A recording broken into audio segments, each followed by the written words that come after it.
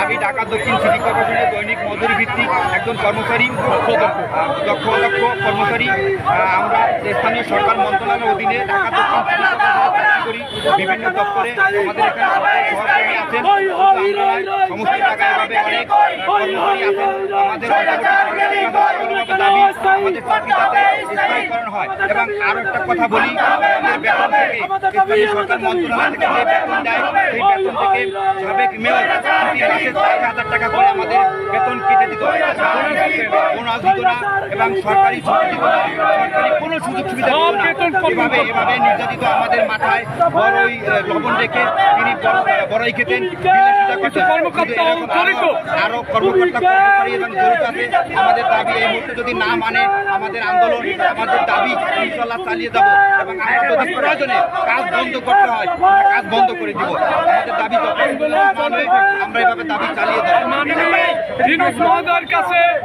আমি দাবি করি আমাদের দক্ষ দৈনিক মজুরি ভিত্তিক কর্মচারীদের দ্রুত স্থায়ীকরণের জন্য আপনার কাছে বিনীতভাবে অনুরোধ জানাচ্ছি।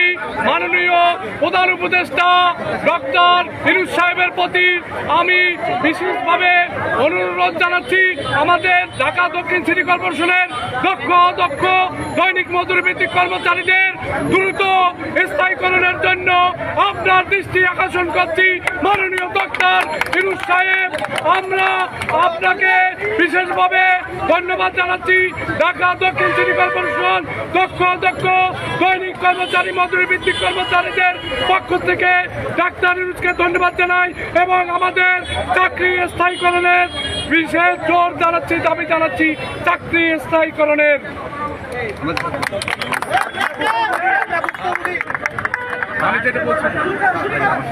আসসালামু আলাইকুম। আমি ঢাকা দক্ষিণ সিটি কর্পোরেশনের একজন ক্ষুদ্র সামান্য কর্মচারী। আমরা মোশোকে কন্টিনিউ ডিউটি করছি। আমরা যত ঝড় তুফান এবং করোনার মধ্যেও এই কারফিউর মধ্যে আমাদের ডিউটি আমরা চলমান চালিয়ে যাচ্ছি। আমরা যে ষড়যন্ত্রের ভিতরে পড়েছিলাম, আমাদের আগের যে মেয়র ছিল ব্যারিস্টার ফজলুর তাপসের, সেই নির্যাতিতভাবে আমাদের সাপ্তাহিক ছুটির দিন শুক্রবার এবং অন্য সরকারি ছুটির দিন সে বেতন কেটে নিয়ে যেত। আমাদের একটা কথা হলো, সে একজন শ্রমিক গার্মেন্টসে কাজ করে, তিনি 7 মাস কাজ করে, তিনি সরকারি ছুটি পায় এবং শুক্রবার ছুটি পায়, তার বেতন কাটানো হয় না।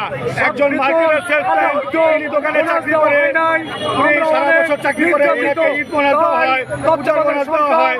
আমাদের এই চাকরিতে আমরা নির্যাতিত শ্রমিক, আমাদের কোনো বেতন নাই, আমাদের বেতন কাটানো হয়, আমাদের কোনো ঈদ বোনাস পূজার বোনাস কোনো কিছু নাই। আমাদের বাসা ফ্যামিলি আমাদেরকে জিজ্ঞেস করে, তোমরা যে সিটি কর্পোরেশনে চাকরি করো, তোমাদের বেতন হয় 12 থেকে 14,000 টাকা, তুমি কিভাবে ঢাকা শহরে বসবাস করবে ফ্যামিলি নিয়ে? তাই অকুল আবেদন, আমাদের দক্ষিণ সিটি কর্পোরেশন যে প্রশাসক দায়িত্ব পালন করবে, তার কাছে আমাদের একটা আবেদন, আমাদের চাকরিকে স্থায়ীভাবে করে দেওয়া হোক। আমাদের স্থায়ীভাবে যেন চাকরিতে আমরা ফ্যামিলি নিয়ে যে ঢাকা শহরে বসবাস করতে পারি। আমাদের যে বেতন কাটা হয়েছিল অকলভাবে আবার বলছি, গত মাসে আমাদের বেতন দেওয়া হয়েছে 27 দিনের। কেন 27 দিনের বেতন দেওয়া হবে? আমরা ঝড় তুফানের মধ্যে কার্ফুর মধ্যে ডিউটি করেছি, কেন 27 দিনের বেতন দেওয়া হবে? পৃথিবীর মধ্যে কোনো রাষ্ট্রে এরকম বিধান নেই যে আমাদের বেতন কাটানো হবে। এক দেশে দুই নিয়ম, এটা চলবে না। আমি মাননীয় প্রধান উপদেষ্টা ডক্টর ইউনূস স্যারকে আমি বলতে চাই যে আপনি অকুলভাবে আমাদের দিকে একটু তাকান, কেন আমাদের বেতন কাটানো হয়? আমাদের দাবি একটাই, আমাদের চাকরি স্থায়ী করে দেওয়া হোক। আসসালামু আলাইকুম।